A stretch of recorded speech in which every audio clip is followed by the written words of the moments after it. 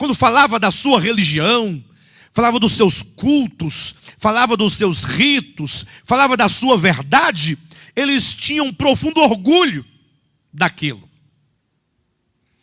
Agora imagine que tudo isso, toda aquela parafernália de coisas, e era muito bonito inclusive, a todas as festas que eles faziam, tudo aquilo vem se culminar numa pessoa. Qual é a mensagem do Novo Testamento?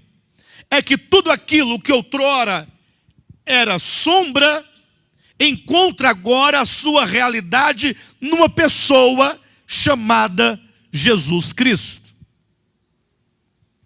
E aí, para o olhar dos judeus, e aí está o grande detalhe, é que aquilo que tinha tanto brilho e tanta glória, e era tão maravilhoso, chega agora a ser simplório.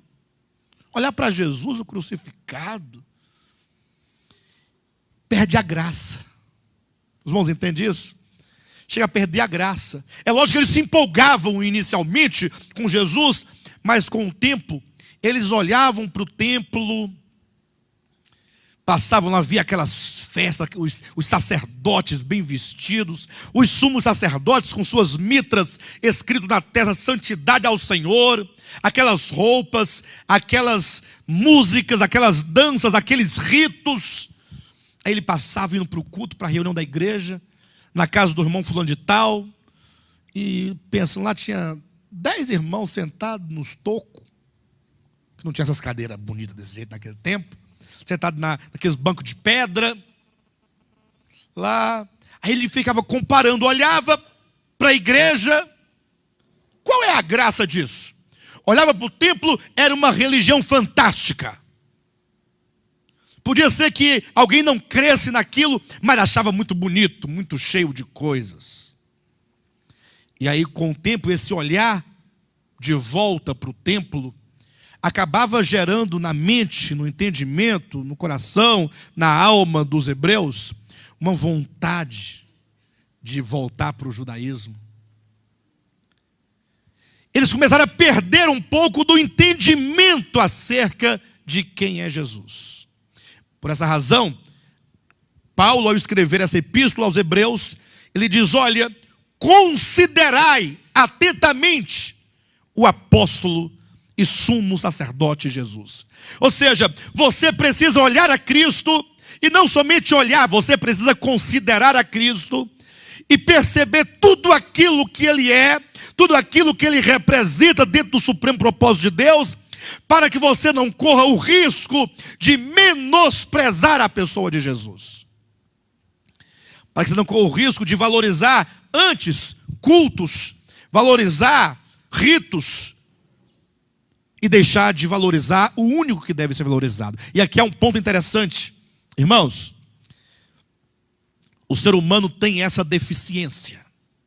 É uma grande deficiência. De se deixar se envolver e se levar por aquilo que ele vê.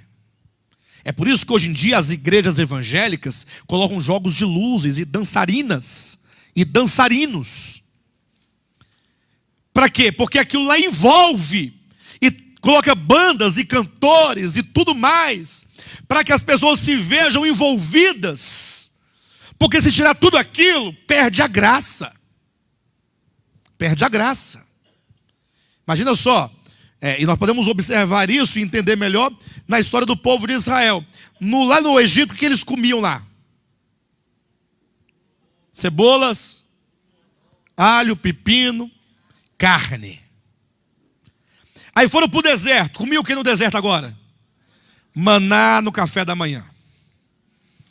Um pãozinho branco, formato de uma amêndoa, gosto de nada. Pão do céu.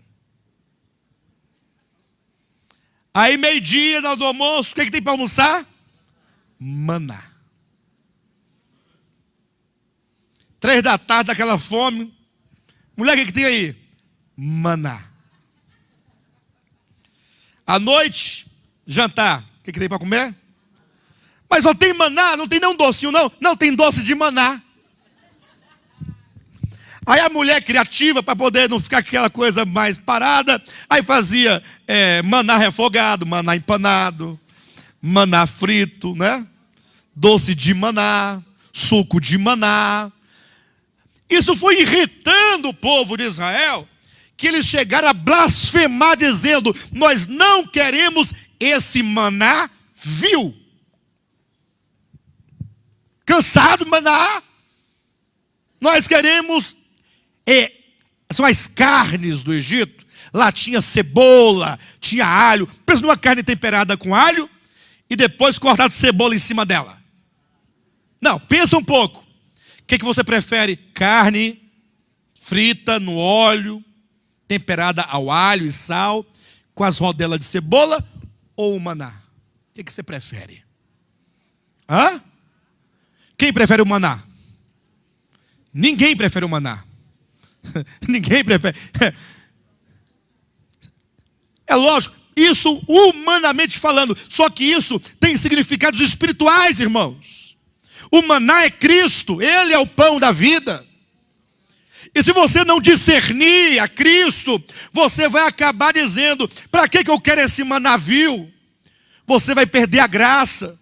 Tem muito crente desanimado, não consegue congregar, não consegue adorar, não consegue servir, não consegue nada, porque ele fala assim: de novo maná, a mesma coisa todo dia. Irmãos, é Jesus o sentido da nossa vida.